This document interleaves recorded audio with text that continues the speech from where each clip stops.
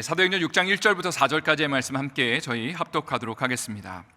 그때 제자가 더 많아졌는데 헬라파 유대인들이 자기의 과부들이 매일의 구제에 빠짐으로 히브리파 사람을 원망하니 12사도가 모든 제자를 불러 이르되 우리가 하나님의 말씀을 제쳐놓고 접대를 일삼는 것이 마땅하지 아니하니 형제들아 너희 가운데서 성령과 지혜가 충만하여 칭찬받는 사람 7을 택하라.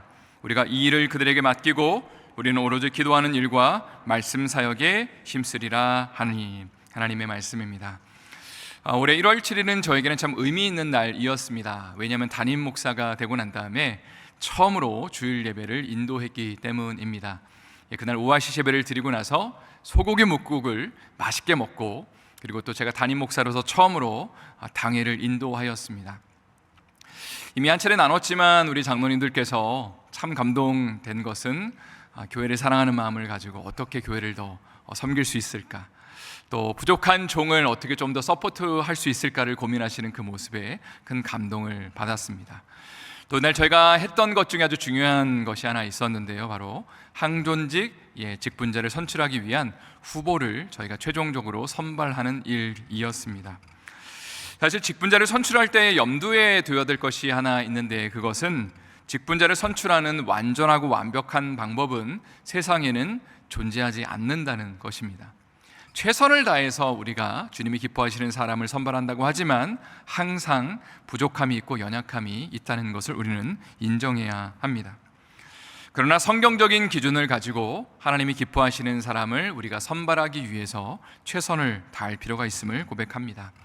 그래서 이번에는 좀 많은 분들을 후보로 추천하지 않고 일부러 좀 소수라도 그래도 좀 준비되었다고 나름대로 저희가 판단하는 분들을 또 이제 후보로 추천해서 이제 마지막으로 수락 여부를 기도하시는 가운데 결정하라고 그렇게 편지를 보내드렸습니다.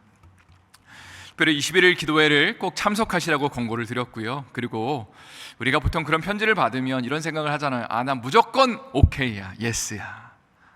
그렇게 하는 분들도 있을 거고, 난 무조건 안 해. 그렇게 하지 마시고 주님의 음성을 듣고 주님의 말씀하시면 순종하십시오라고 하면서 편지를 발송을 하였습니다. 특별히 21일 기도회가 진행되는 가운데 항존직 선출이 이루어지게 된 것이 참 감사한 것 같아요. 왜냐하면 저희가 다른 것보다 기도하는 가운데 일을 감당하고 있고, 또 기도하는 가운데 하나님이 기뻐하시는 주님의 사람들이 또 잘 선출될 수 있을 거라고 믿기 때문입니다. 오늘 본문을 우리가 좀 살펴보길 원합니다. 오늘 본문 사도행전 6장 말씀은 직분자를 선출하는 데 있어서는 참 중요한 본문이라고 할 수 있습니다. 한번 1절 말씀을 저희가 다 같이 한 목소리로 읽어보도록 하겠습니다. 그때 제자가 더 많아졌는데 헬라파 유대인들이 자기의 과부들이 매일의 구제에 빠짐으로 히브리파 사람을 원망하니. 먼저 그때라는 표현이 등장을 합니다. 오순절 마가의 다락방에서 성령이 임하시고 난 다음에 놀라운 부흥의 역사가 있었고, 또 미문 앞에 안진뱅이가 일어서고 난 다음에 이제 종교 지도자들에 의해서 이제 사도들이 위협을 받았지만, 그러나 어제 나눈 것처럼 그들이 성령 충만함으로 기도하는 가운데 이 모든 것들을 극복해 나갔다. 바로 그때에 하면서 제자가 더 많아졌다라고 오늘 본문 6장 1절은 기록하고 있습니다.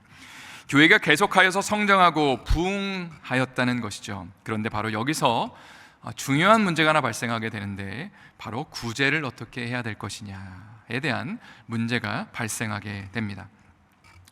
1절 말씀에 보면 헬라파 유대인들과 히브리파 유대인들이라는 표현이 등장을 합니다. 헬라파 유대인들은 해외에서 오래 산 유대인들을 가리킵니다. 언어도 이제 당시에 가나안 땅에서 이스라엘에서 쓰고 있었던 아람어를 쓰지 않고 아마 헬라어를 사용하는 게 훨씬 더 익숙했던 사람들이라고 보시면 되겠습니다. 오늘날로 말하자면 미국에 거주하고 있는 2세들, 우리의 자녀 세대들이라고 생각하시면 좋을 것 같고요. 우리 자녀들은 한국말을 어떻게 하죠?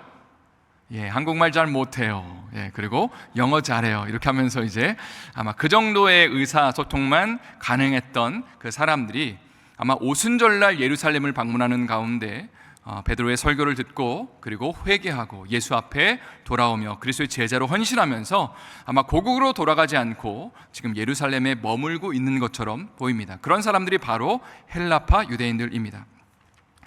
반면에 히브리파 유대인들은 이스라엘 땅에 오랫동안 거주해 온 사람들입니다. 아람어를 사용했다고 하고요. 그리고 조금은 시골스럽고 순박했던 사람들입니다. 그런데 이 전혀 다른 두 부류의 사람들이 예수님을 믿게 되었고, 그리고 한 공동체 안에서 신앙생활을 하게 되었다는 것이죠. 히브리파 유대인들과 헬라파 유대인들 중에 그런데 어느 그룹이 더 좀 큰 공동체를 형성하고 있었을까요? 아마도 히브리파가 더 많지 않았을까 하는 생각을 하게 됩니다. 왜냐하면 아무래도 거기에 머물고 있고 살고 있는 사람들이었기 때문에 대다수가 아마 히브리파 유대인이었을 거라고 생각을 합니다. 당시 초대교회는 과부들을 구제하기 위한 리스트가 존재했던 것 같습니다. 과부는 당시에 이제 여성으로서 이제 남자가 없이 경제 활동을 할 수가 없는 이제 사회적인 구조를 갖고 있었기 때문에 누군가가 이들을 도와야 됐고, 그래서 교회가 이 과부들을 발벗고 나서면서 도움을 자처했던 것 같습니다.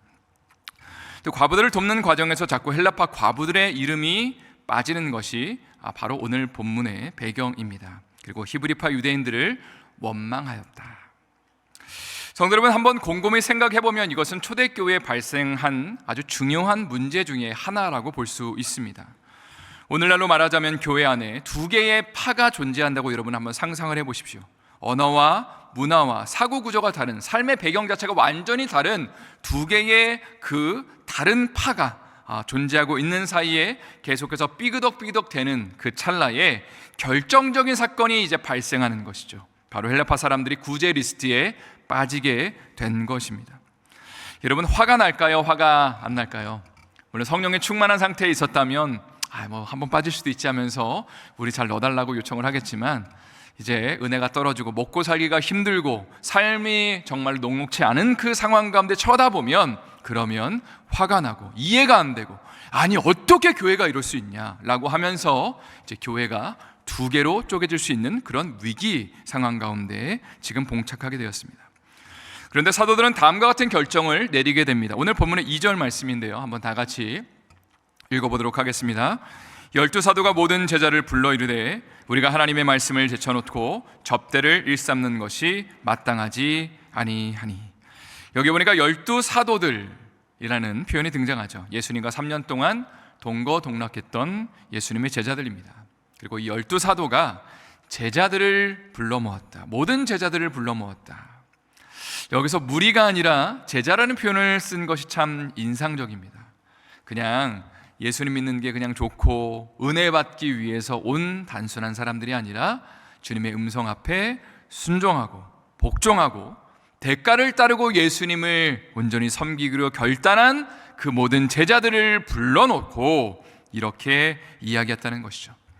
우리가 하나님의 말씀을 제쳐놓고 접대를 일삼는 것이 마땅하지 않다. 사실 누군가를 돕고 섬기는 접대 일들, 구제 일은 교회가 반드시 감당해야 되는 일이라고 믿습니다.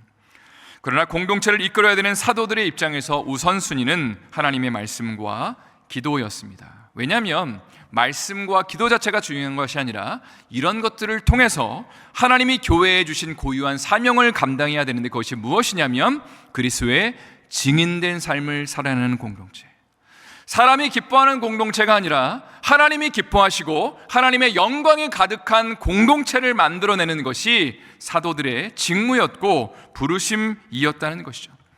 그런데 사도들의 말씀과 기도를 소홀하게 되니까 이 공동체의 방향성 자체가 이상한 곳으로 흘러가게 되었습니다. 물론 하나님의 사람들을 돕고 다른 사람들을 섬기는 것도 참 중요하지만 그것이 공동체의 본질은 아니었다는 사실입니다. 그런 차원에서 이제 직분자를 뽑아야겠다라고 결단하는 것이 바로 오늘 본문의 내용입니다. 저를 한번 따라해 주시면 감사를 드리겠습니다. 교회의 직분은, 좀 더 크게 따라해 주시면 감사를 드리겠습니다. 교회의 직분은 교회의 사명을 위해 존재한다. 이제 3절 말씀을 한번 읽어보도록 하겠습니다. 3절 말씀 읽겠습니다. 시작. 형제들아, 너희 가운데서 성령과 지혜가 충만하여 칭찬받는 사람 7을 택하라. 우리가 이 일을 그들에게 맡기고. 여기 보니까 직분자를 선출하는, 선발하는 몇 가지 중요한 기준이 지금 등장하는데, 첫 번째는 성령과 지혜가 충만한 사람입니다. 저를 한번 따라하겠습니다. 성령과 지혜가 충만한 사람. 사실 직분에 대해서 우리가 가지고 있는 태도, 흔한 태도는, 좀 잘못된 태도는 이런 것입니다. 내가 이 정도 봉사를 했기 때문에, 또 헌금을 했기 때문에, 이 정도 헌신을 했기 때문에 나를 교회에서 알아주는구나 라고 생각하는 것이죠. 항존직 직분자로 추천받는 것을 그동안의 나의 열심에 대한 보상으로 생각하는 것입니다. 그러나 이러한 마음과 태도는요, 성경적으로 옳지 않습니다. 이런 마음을 갖게 되면요, 문제가 발생하는데, 항존직 직분자로 추천을 받은 사람은 이런 교만한 태도에 빠질 수가 있습니다. 교회가 역시 나를 인정하는구나, 교회가 나를 알아봐 주는구나 라고 그렇게 생각할 수 있고요, 추천을 받지 못한 사람은 나는 완전 교회에서 찬밥이구나, 이거 내가 열심히 하는 거 아무도 몰라주구나 하면서 나 이제 아무것도 안 해 라고 패배감에 빠질 수 있습니다. 그러나 직분자 선출에 대한 하나님의 말씀의 원리는 다음과 같습니다. 직분자는 우리가 다른 사람들에게 인정받기 위해, 존경받기 위해 존재하지 않는다는 것입니다. 조금 전에 살펴본 것처럼 사도들은 말씀과 기도에 전념하기를 원했습니다. 그것은 교회의 본연의 사명을 감당하기 원했던 것이죠. 그리스도의 증인으로서의 사명을 감당하는 것을 위해서 그들은 말씀과 기도에 충성하겠다. 그리고 직분자는 이것을 돕기 위해서, 그러니까 단순히 목회자들을 돕기 위해서, 사도를 돕기 위해서 직분자를 선출하는 것이 아니라, 원래는 우리가 그리스도의 증인된 삶을 살아가기 위한 교회의 궁극적인 부르심을 위해서 어떤 사람들은 사도로서의 역할을 감당하고, 어떤 사람들은 집사 역할을 감당하고, 어떤 사람들은 권사나 장로 역할을 감당하면서 하나님이 기뻐하시는 사명을 감당하기 위해서 우리가 이 직분자로서의 충성을 우리가 하게 된다는 것입니다. 다시 말해서 직분자가 존재하는 가장 중요한 이유는, 제가 자주 이야기하는 것처럼 교회가 잃어버린 자를 찾아내는 일에 힘을 쓰기 위해서, 그리고 그리스도의 제자를 세우고 선교적 사명을 감당하기 위해서 하나님이 기뻐하시는 직분자를 세우게 되는 것입니다. 참으로 감사한 것 중에 하나는, 저희 안디옥교회는요, 장로님으로 추천을 받아도 수락을 잘 안 하려는 경향이 아주 높다는 것입니다. 다른 교회는 좀 안 그렇거든요. 추천 좀 받으면 그래, 역시 나를 알아봐 주는 거 하고 바로 이제 수락을 하시는데, 저희 안디옥 교회는 안 그러세요. 왜냐하면 장로의 직분을 감당하는 것이 참 고난의 길을 가는 것이고, 십자가를 지는 것이고, 그리고 섬김을 실천하는 것이고, 사명을 감당하는 것을 너무나 잘 알고 계시기 때문입니다. 그래서 오늘도 우리 은퇴하신 장로님들, 또 시무 장로님들 이렇게 또 참석해 주셨는데, 저희가 감사와 존경을 담아서 한번 격려의 박수를 한번 드리도록 하겠습니다. 감사합니다. 할렐루야. 오늘 본문에 나타난 직분자의 4가지 자격을 간단하게 살펴보기를 원합니다. 오늘 본문의 사도행전 6장 3절 말씀을 한번 다시 한번 읽어보고 난 다음에 한 가지씩 저희가 살펴보도록 하겠습니다. 한번 읽겠습니다. 형제들아, 너희 가운데서 성령과 지혜가 충만하여 칭찬받는 사람 7을 택하라. 우리가 이 일을 그들에게 맡기고. 첫 번째로는 성령이 충만한 사람입니다. 저를 한번 다시 한번 따라할게요. 성령이 충만한 사람. 계속 나누고 있는 것처럼 초대교회는 마가의 다락방에서 성령이 임하시게 되었고, 제자들은 증인의 역할을 감당하게 되었습니다. 그렇다면 교회 직분자들 역시도 반드시 성령의 충만함 가운데 그리스도의 제자로서의 증인의 삶을 사는 것이 마땅하다고 할 수 있습니다. 성경은 우리가 성령에 충만할 수 있는 비결을 2가지를 얘기하는데, 크게 기도와 순종이라고 할 수 있습니다. 첫 번째는 뭐라고요? 기도고, 두 번째는 순종입니다. 누가복음 11장 13절 말씀 제가 읽겠습니다. 너희가 악할지라도 좋은 것을 자식에게 줄 알거든 하물며 너희 하늘 아버지께서 구하는 자에게 성령을 주시지 않겠느냐 하시니라. 여기 보니까 예수님께서 이렇게 약속하셨죠. 아버지께서 구하는 자에게 성령을 주실 것이다. 다시 말해서 누가 성령의 충만함을 받느냐? 기도하는 사람이 받게 된다. 엎드리는 사람이 받게 된다. 하나님의 은혜를 사모하는 자들이 성령의 충만함을 받게 된다. 사실 사회에서 어느 정도 지위가 있는 분들이 교회에서도 인정을 받기가 더 쉬운 것은 사실입니다. 그러나 직분자를 세우는 성경적 원리는요, 이와는 좀 달라야 되겠죠. 그분이 기도하는 사람이냐, 무릎 꿇는 사람이냐, 삶의 어떤 이슈와 어려움들, 공동체의 문제가 발생했을 때에 인간의 지혜나 어떤 그 능력을 의지하는 것이 아니라 하나님 앞에 무릎 꿇고 은혜를 구하고 지혜를 구해서 하나님의 말씀에 순종하는 사람이냐가 훨씬 더 중요한 직분자를 세우는 가치라는 것입니다. 성령 충만을 받는 두 번째 비결은 기도 다음에 뭐였죠, 여러분? 그렇죠. 다행히 잊어버리지 않으셨네요. 순종입니다. 사도행전 5장 32절 말씀을 한번 다 같이 읽어보도록 하겠습니다. 시작. 우리는 이 일의 증인이요 하나님이 자기에게 순종하는 사람에게 주신 성령도 그러하니라. 자, 하나님이 누구에게 성령을 주셨냐면 자기에게 순종하는 자들에게 성령을 주셨다. 순종이라는 것은 내 상식과 지혜를 따르지 않고 주님이 말씀하시면 그것을 아멘으로 화답하는 것을 의미합니다. 또 어떤 문제를 놓고 신앙의 선배들이나 목회자들이 집사님 이럴 때는 이렇게 하시는 것이 하나님 기뻐하시는 것 같습니다. 집사님 이럴 때는 이것이 성경적인 것 같습니다 라고 권고할 때에 내가 잘 이해가 되지 않더라도 장로님, 목사님이라고 그렇게 대답하는 것이 순종하는 자의 태도라고 할 수 있습니다. 두 번째는 지혜가 충만한 사람이 직분자로서의 역할을 감당하게 됩니다. 저를 한번 또 따라하겠습니다. 지혜가 충만한 사람. 사실 초대교회에서 직분자를 세울 때에 참 재밌는 것이 성령만 충만한 사람을 세우는 것이 아니로 지혜가 충만한 사람도 세웠다라고 그렇게 기록하고 있는 것이 주목할 만한 점입니다. 사실 교회를 감당하다 보면 여러 가지 문제들과 이슈들이 많이 발생을 하죠. 그럴 때에 이것을 어떻게 지혜롭게 다룰 수 있느냐, 어떻게 하면 두 가지의 문제를 가지고 잘 중재할 수 있느냐, 이것이 하나님이 주신 지혜의 문제입니다.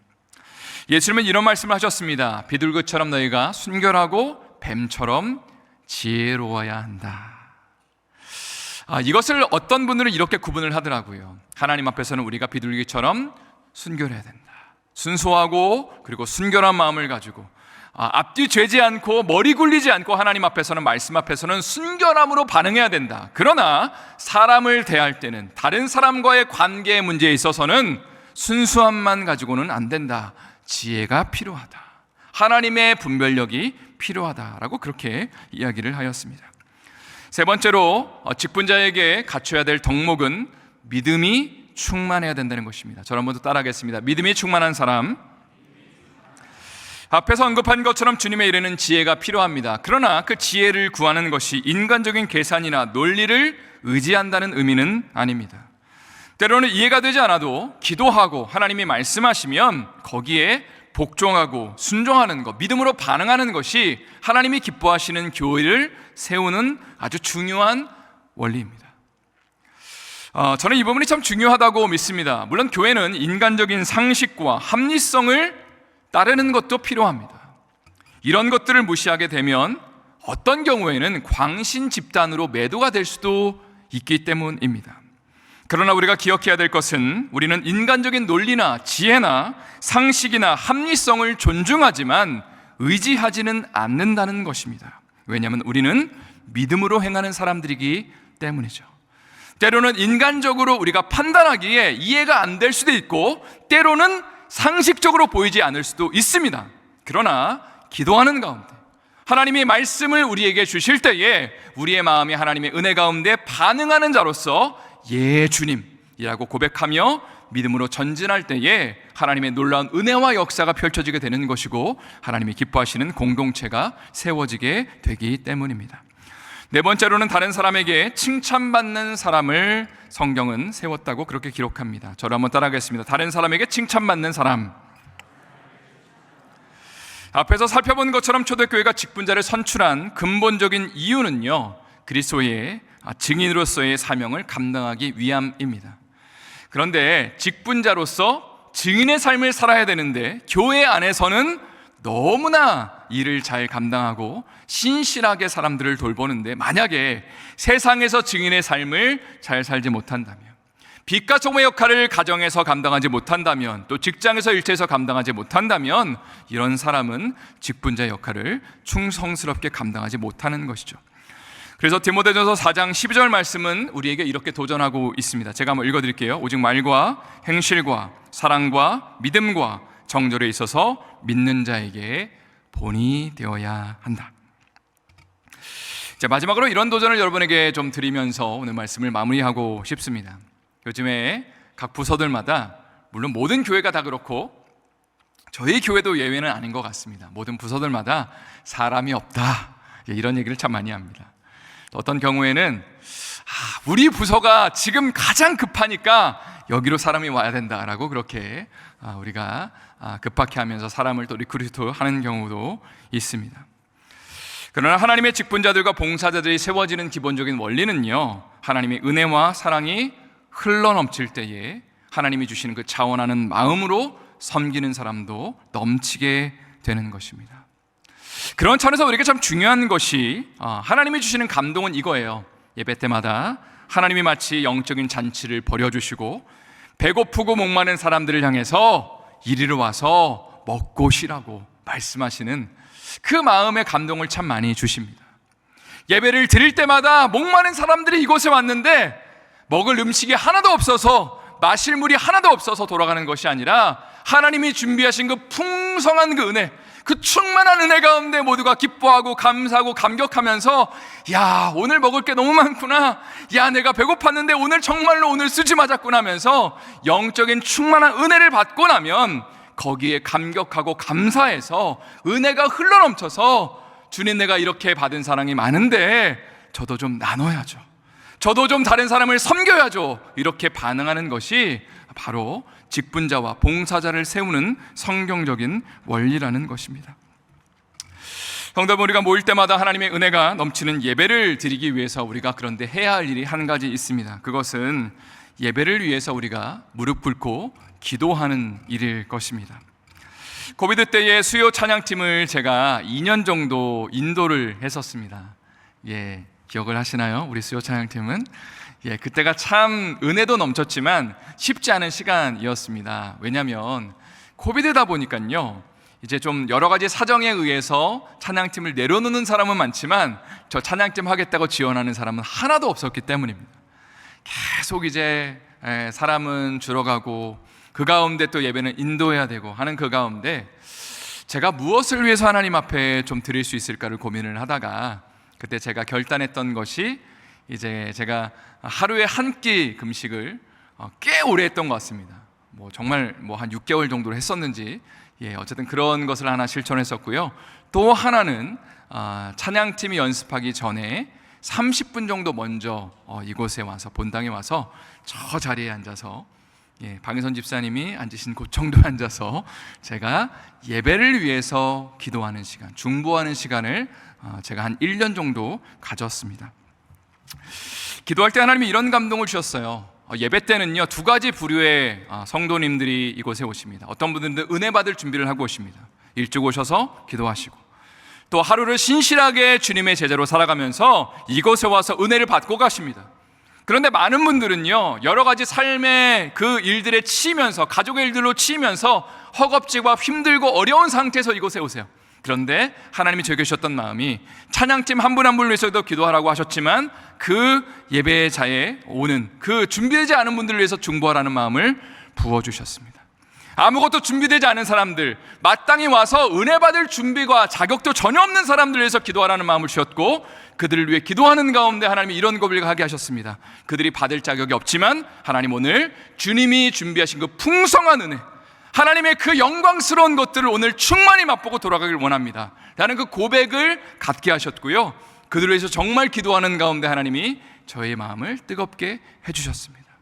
그리고 이런 꿈을 꾸게 만드셨어요. 필라델피아의 가난하고 연약한 심령들, 목마르고 갈급한 자들이 여러분 얼마나 많은지 아십니까?